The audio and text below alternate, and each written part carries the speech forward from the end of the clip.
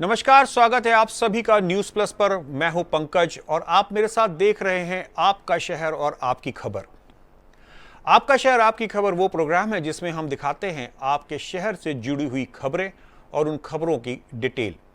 साथ ही आपको वो खबरें सुनाते हैं जिनसे सीधा संपर्क या सीधा जुड़ाव होता है आपसे।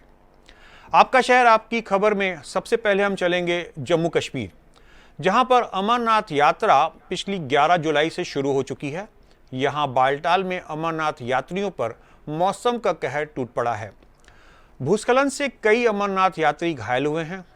पत्थर लगने से एक यात्री की मौत की भी खबर है। लगातार बारिश से अमरनाथ यात्रा बुधवार से गुरुवार दोपहर तक रोकनी पड़ी। मौसम ठीक होने पर गुरुवार दोपहर बाद यात्रा फिर से शुरू हो पाई है। बालटाल में कई अमरनाथ यात्री भूस्खलन की चपेट में आए हैं, जिसमें से एक यात्री की मौत हो गई है। बुधवार को यात्रा रोकनी पड़ी थी। सैकड़ों अमरनाथ यात्रियों को श्रीनगर, बालटाल, पहलगाम के कैंपों में रोक दिया गया है। गुरुवार को मौसम कुछ ठीक हुआ तो यात्रा दोबारा शुरू की गई। दोबारा यात्रा शुरू होने से श्रद्धालुओं में उत्साह देखा गया। हालांकि अभी कम संख्या में शिव भक्ति आगे रवाना हुए हैं। अधिकारियों का कहना है कि मौसम पूरी तरह ठीक हुआ तो शुक्रवार को सभी कैंपों से भक्तों को आगे के लिए रवाना कर दिया जाएगा।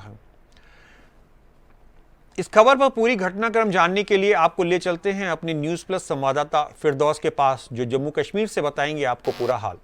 फिरदौस जी। फिरदौस जी। जी पंकज जी, इस समय वहां का मौसम कैसा है? पंकज जी आपको बता दें, इस वक्त जो मौसम की स्थिति है काफी सुधार आया है।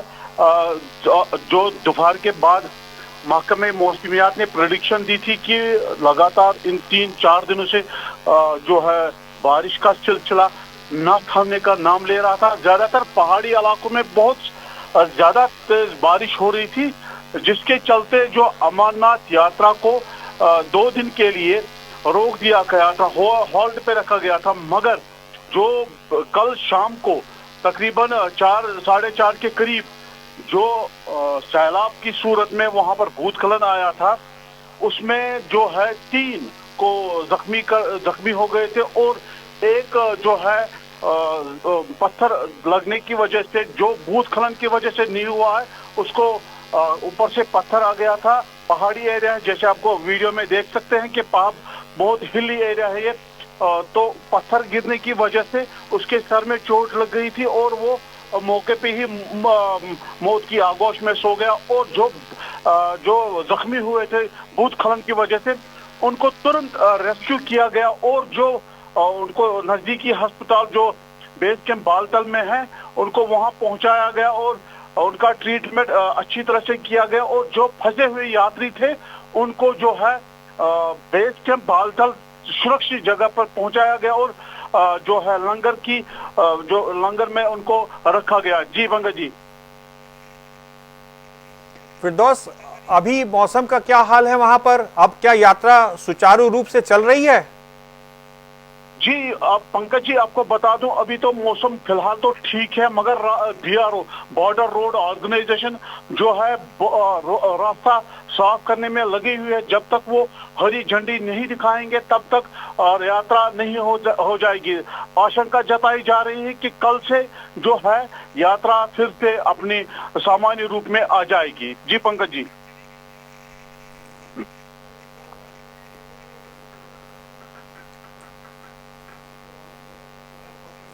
जी पंकज जी, अब ये बताइए कि इस समय जो यात्रा चल रही है, क्या कैंप्स में अभी भी बहुत सारे लोग रुके हुए हैं या सभी यात्रियों को आगे बढ़ा दिया गया है यात्रा के लिए?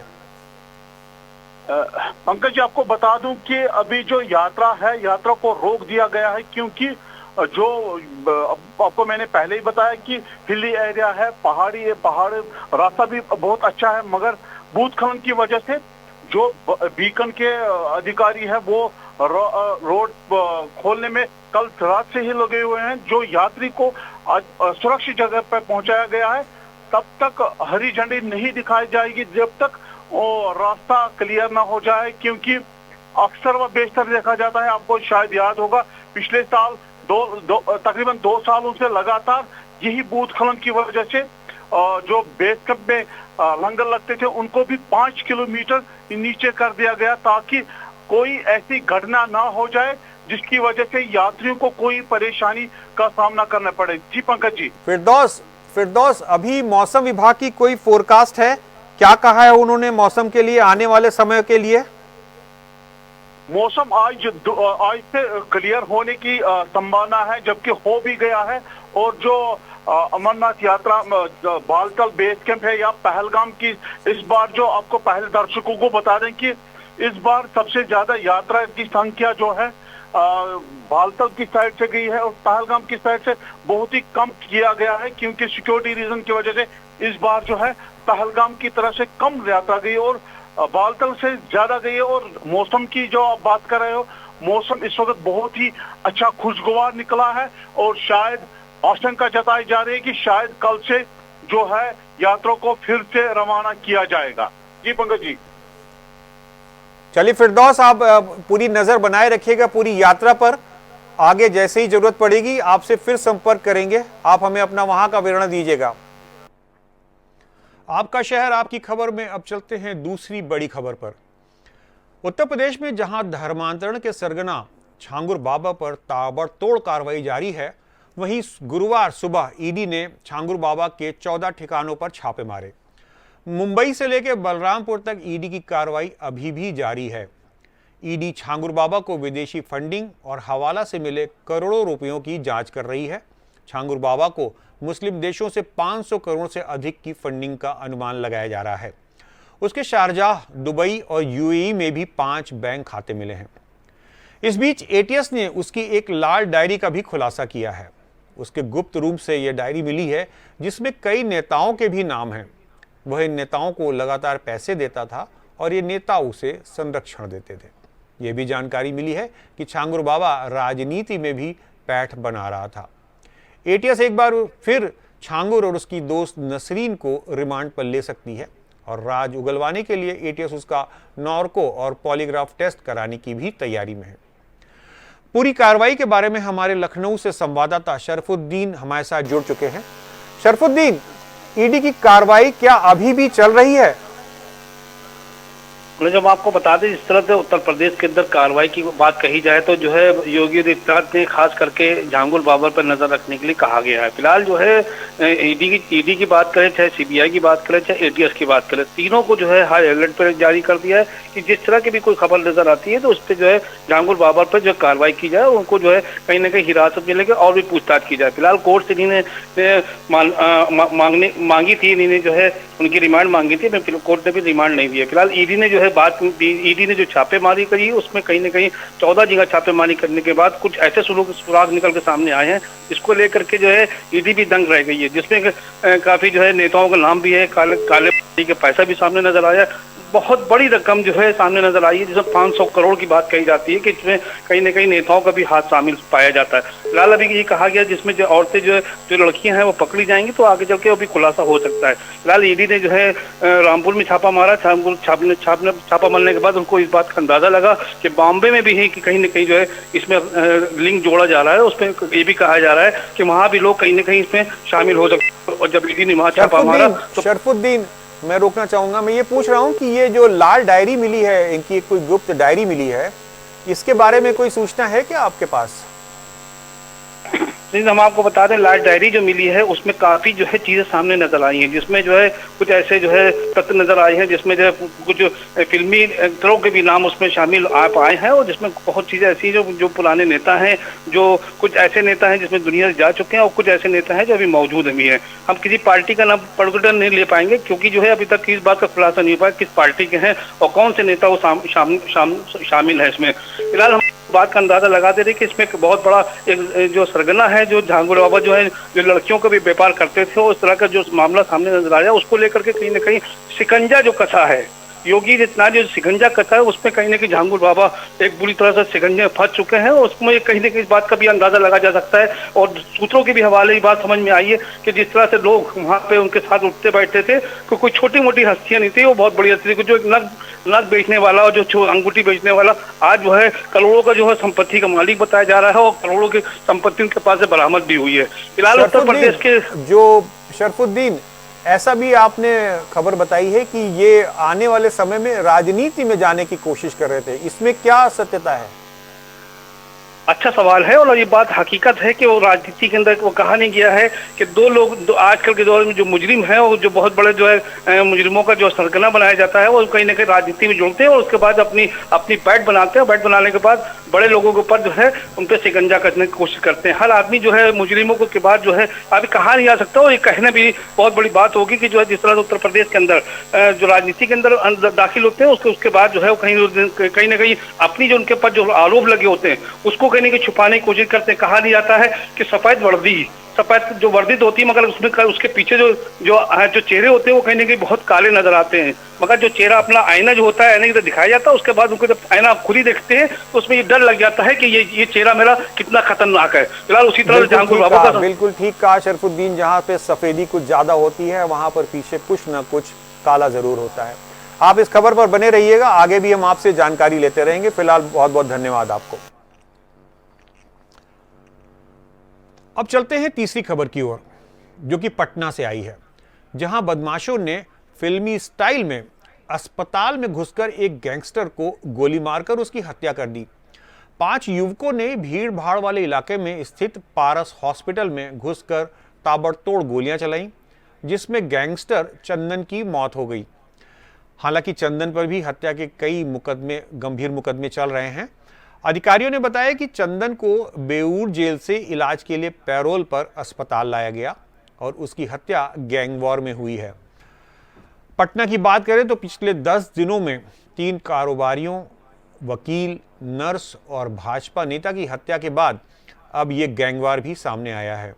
विपक्ष को मौका मिल गया है नीतीश बाबू के सुशासन की धज्जियां उड़ाने के लिए, और सरकार, उनका कहना है कि सरकार इस पूरे घटनाक्रम में कुछ भी नहीं कर पा रही है। कुल मिला के विपक्ष को मौका मिल गया है नीतीश कुमार की सरकार की धज्जियां उड़ाने के लिए। वो आरोप लगा रहे हैं कि जो उनका शासन है, जो प्रशासन है, वो इस तरह की घटनाओं पर पाबंदी नहीं लगा पा रही है। इस पूरे घटनाक्रम पर हमारे संवाददाता जो पटना से जुड़े हैं, अजीत, उनसे बात करते हैं और पूछते हैं कि एग्जैक्टली वहाँ पर क्या हुआ है। अजीत, आप हमें सुन पा रहे हैं? जी अजीत, वहां पर ये जो घटना हुई है, बता रहे बड़ी फिल्मी स्टाइल में हमलावर जो है वो हॉस्पिटल के अंदर घुसते हैं, 4-5 लोग, भीड़ भाड़ वाला इलाका है, और उसके बाद वहां पर अंदर घुसकर एक गैंगस्टर को गोली मारकर हत्या करके क्या वो फरार हो जाते हैं वहां से? जी पंकज जी, बिल्कुल सही बात है, क्योंकि पटना के पॉश इलाके में ये एक बड़ा हॉस्पिटल माना जाता है जहां पर ये घटना को अंजाम दिया है आरोपियों ने। लेकिन सवाल प्रशासन के ऊपर भी है, क्योंकि पॉश इलाके में अगर आप बात करें तो भी कुछ दिन पहले व्यापारी की गोली मारकर हत्या करी गई थी, गोपाल खेमका की, जो बहुत बड़े व्यापारियों में उनका नाम था। लेकिन उसके बाद भी लगातार जो है, चाहे नर्स की बात की जाए गोली मारकर हत्या की, या भाजपा नेता की बात की जाए, और आज जिस तरीके से अपराधियों ने इस घटना को अंजाम दिया है वो बिल्कुल चौंकाने वाला है। जिस तरीके से वो बेखौफ होकर हॉस्पिटल के अंदर दाखिल हो रहे हैं, प्रॉपर सीसीटीवी भी अब सबके सामने है, सब देख रहे हैं, और घटना को अंजाम देते हैं और निकल जाते हैं। तो ये बहुत बड़ा अजीत, मुझे ये बताइए कि ये घटना हॉस्पिटल के अंदर हुई है, तो निश्चित तौर पे वहाँ पे सीसीटीवी कैमरास भी लगे होंगे, तो क्या सीसीटीवी फुटेज में कुछ कैप्चर हुआ है? क्या उन हमलावरों की कोई पहचान हो पाई है?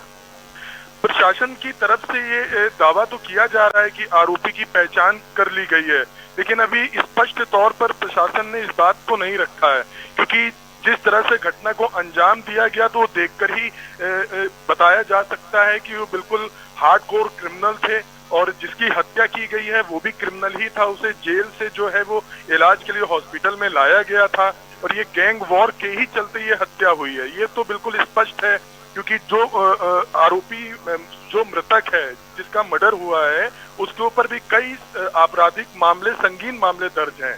लेकिन अब सवाल प्रशासन के ऊपर ये है कि सीसीटीवी फुटेज सामने आ चुका है, उसके बाद भी अभी तक अपराधियों की गिरफ्तारी नहीं हुई है।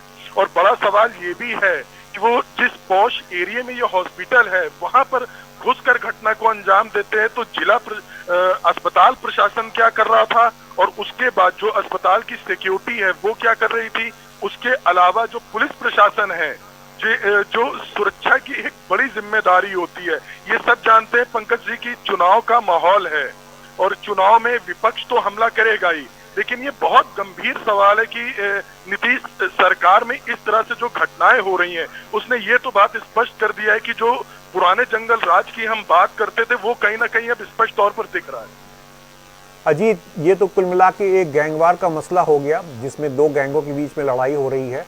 हालांकि ये एक अपने आप में चिंताजनक घटना है कि हॉस्पिटल के अंदर घुसकर पुलिस अभिरक्षा भी निश्चित तौर पर वहां रही होगी और एक गैंगस्टर की गोली मारकर हत्या कर दी जाती। इसी बीच पटना से एक दूसरी सूचना भी आ रही है अजीत, उसके बारे में भी जानना चाहूंगा कि नीतीश कुमार जी ने बिहार की जनता को एक चुनावी सौगात दी है। उन्होंने कहा है कि 1 अगस्त से 125 यूनिट बिजली जो है वो सबको मुफ्त दी जा रही है। इसमें कितनी सत्यता है और ये बताइए कि क्या इससे कितने परिवारों को फायदा होगा? देखिए, जिस तरीके से नीतीश कुमार ने ट्वीट करके जानकारी दी है पंकज जी, तो उन्होंने तो स्पष्ट कहा है कि इसमें करीब 1,60,000 से ज्यादा परिवार, 168 लाख परिवार, माफ कीजिएगा, 168 लाख परिवारों को फायदा होगा जिनको 125 यूनिट बिजली मुफ्त मिलेगी। लेकिन विपक्ष जो बात अपनी कह रहा है कि ये चुनावी जुमला है, और इससे पहले भी चुनावी जुमले जो है वो देखने को मिलते हैं, चाहे विपक्ष की तरफ से हो या पक्ष की तरफ से हो, चाहे आप तेजस्वी यादव की बात करें या प्रशांत किशोर की बात करें या नीतीश कुमार की बात करें, तो ये तो है। लेकिन जमीन में ये कितना प्रभावी होगा, जमीन पर कब तक उतरेगा, सरकार ने क्या प्लानिंग की है, किस तरीके से किन लोगों को ये बिजली दी, अभी तो ये कहा है सबको मिलेगा, लेकिन वो धरातल पर आते आते किनको जो है ये सुविधा मिल पाएगी, वो देखने वाली बात होगी। और दूसरा सबसे बड़ा सवाल ये है, क्योंकि 1,68,000 से ज्यादा परिवारों को फ्री बिजली देने की बात कर रही है, लेकिन उसका जो बर्डन पड़ेगा सरकार के ऊपर, जो एक्स्ट्रा बजट होगा, वो सरकार कैसे एडजस्ट करेगी अगर वो वापस सत्ता में लौट के आते हैं। और 1 तारीख से वो कह रहे हैं तैयारियां पूरी हो रही हैं, तो उम्मीद इसलिए ज्यादा की जा रही है क्योंकि चुनाव से पहले ये लागू करने की बात कर रहे हैं। तो कहीं ना कहीं एक ये लग रहा है कि भले ही चुनाव का मौसम है, लेकिन ये योजना जो है वो जमीन पर आती हुई दिख सकती है।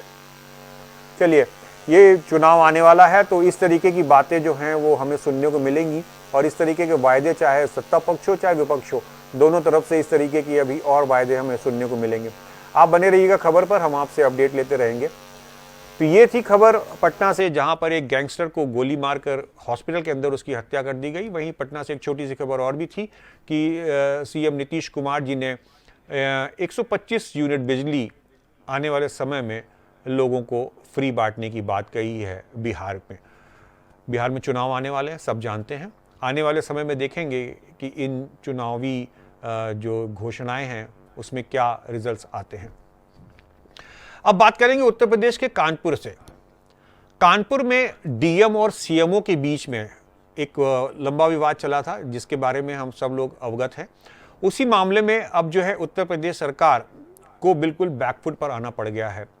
डीएम से लड़ने वाले डॉक्टर हरिदत्त नेमी फिर से सीएमओ की कुर्सी पर काबिज हो गए हैं। डीएम से झगड़े के बाद शासन ने उनको निलंबित कर दिया और नए सीएमओ की ताबड़तोड़ तैनाती कर दी, लेकिन डॉक्टर नेमी हाईकोर्ट से स्टे ले आए। हालांकि उसके बाद भी अधिकारियों ने उनको चार्ज नहीं लेने दिया, उनको मजबूर किया कि वो जो है अपने काम पे वापस ना आए। नया मोड़ तब आया इस घटनाक्रम में जब डॉक्टर नेमी दोबारा हाईकोर्ट गए और सरकार संग तमाम अधिकारियों को पार्टी बना दिया और अवमानना का वाद दाखिल कर दिया, तो सरकार को बैकफुट पर आना पड़ा। सरकार की ओर से नया आदेश जारी किया गया है, जिसमें पहले तैनात किए गए सीएमओ डॉक्टर उदयनाथ को हटाकर फिर से डॉक्टर नेमी को तैनाती देनी पड़ी। डॉक्टर नेमी गुरुवार को फिर से सीएमओ की कुर्सी पर काबिज हो गए। अब डॉक्टर नेमी सीएमओ की कुर्सी पर काबिज हैं। आने वाले समय में ये देखना होगा कि घटनाक्रम क्या रहेगा, कैसे वो सीएमओ के पद पर काबिज हैं और कैसे अपने कार्य को अंजाम दे पाएंगे। पूरा घटनाक्रम आपको बता दें एक बार फिर से कि कानपुर में ये एक विवाद हुआ जो कि बहुत चर्चा में आया था, जिसमें डीएम और सीएमओ दोनों के पक्ष में यहाँ तक कि भाजपा के कई नेताओं ने अपनी अपनी चिट्ठी लिखकर अपनी बात बताई, अपनी चीज़ें उनको अपडेट करी और लोगों ने कुछ भाजपा के नेताओं ने डीएम के पक्ष में अपने चिट्ठियां लिखी सीएम के नाम और कुछ नेताओं ने जो है वो सीएमओ के फेवर में चिट्ठियां लिखी स्वास्थ्य विभाग के नाम। कुल मिला के घटनाक्रम काफ़ी लंबे समय तक चला। सरकार ने ताबड़तोड़ सीएमओ को जो है वो निलंबित किया। उसके बाद नए सीएमओ की वहाँ पर तैनाती भी हो जाती है। नए सीएमओ आते हैं, चार्ज लेते हैं और अपना काम सुचारू रूप से करते हैं। इसी बीच नेमी साहब जो है वो हाई कोर्ट चले जाते हैं। हाई कोर्ट से उनको स्टे मिल जाता है, स्टे उनके निलंबन पर मिलता है। फिर स्टे लेने के बाद वो सीधे कानपुर वापस आते हैं और सीएमओ ऑफिस पहुंचकर अपना चार्ज लेना चाहते हैं। वो घटनाक्रम भी बड़ा हास्यप्रद रहा जब एक ही सीएमओ ऑफिस में दो सीएमओ को अगल बगल हमने बैठे देखा। समय फिर बदला। उसके बाद सीएमओ साहब को जब चार्ज नहीं दिया गया यहाँ पर नेमी साहब को, तो वो दोबारा कोर्ट चले गए। दोबारा कोर्ट जाने के बाद उन्होंने फिर से एक स्टे लिया जो कि अपने पोस्टिंग को लेकर था उनकी, जिसमें उन्होंने कोर्ट से आदेश ले लिया कि उनको वापस जो है अपने स्थान पर या अपनी सीट पर जो है या सीएमओ की पोस्ट पर उनको ज्वाइन कराया जाए। यहाँ पर आकर फिर उत्तर प्रदेश सरकार को बैकफुट पर जाना पड़ा और फिर सरकार की तरफ से ये आदेश आया कि हरिदत्त नेमी जो हैं वो सीएमओ की कुर्सी पर बैठेंगे और जो उदयनाथ जो कि सीएमओ डिक्लेयर किए गए थे सरकार की तरफ से, उनको वापस जो है श्रावस्ती भेज दिया गया। घटनाक्रम बड़ा अजीब सा था, लेकिन आइए अब आपको दिखाते हैं कि ये जो सरकार की तरफ से आदेश आया गया था उसमें डॉक्टर नेमी गुरुवार को जो फिर से सीएम की कुर्सी पर काबिज हुए। कानपुर से हमारे आलोक संवाददाता आलोक ने डॉक्टर नेमी से बात भी करी।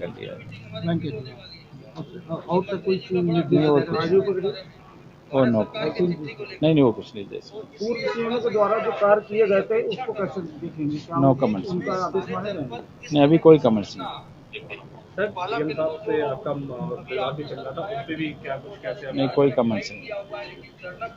मतलब आज से आपको सीएम माना जाए, आपसे फालतू से? हाँ बिल्कुल मैंने ज्वाइन कर लिया शासन के आदेश के अनुसार। आलोक जी आप हमें सुन पा रहे हैं? हाँ सुन पा रहा हूँ, आपको सुन पा रहा हूँ। ये जो सीएमओ ऑफिस में ये जो ड्रामा चला एक लंबे समय तक, जी। अब इसका कामकाज पर क्या असर पड़ रहा है आलोक?